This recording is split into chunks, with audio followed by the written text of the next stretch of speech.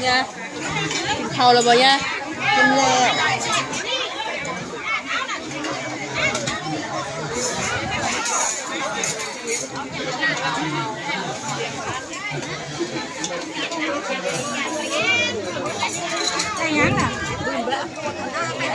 ถวายพระถวายครบทุกโต๊ะแล้วบ่น้ำครบทุกโต๊ะเนี่ย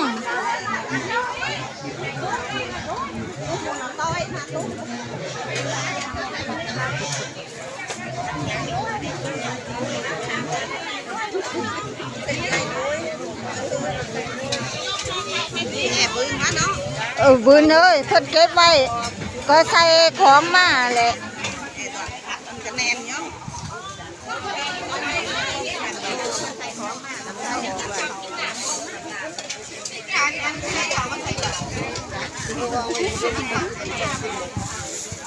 ได้ช่วยให้หลาน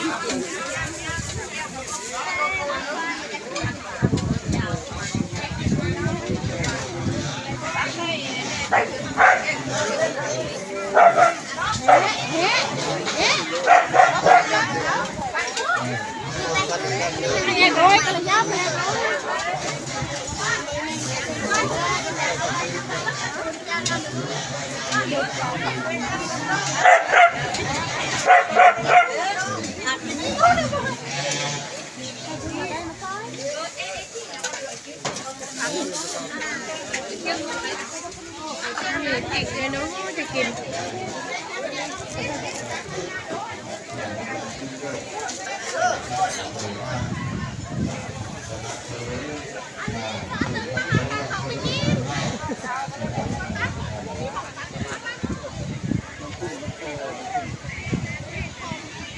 แล้วเด็กไม่กินข้าวด้วยใช่เรา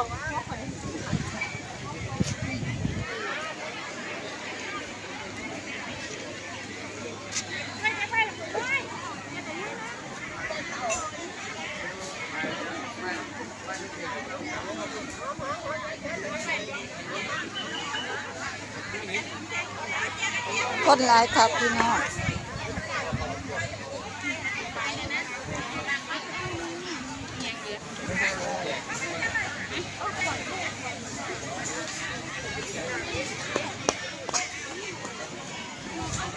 ว่าคุณจะเป็นโสดแล้วจะอุ้มเข้าร้านนะครับว่าคุณจะเป็นโสดเด้อคุณหน่อยมากโอ้ยรุ่นแบบเราสามารถนะครับ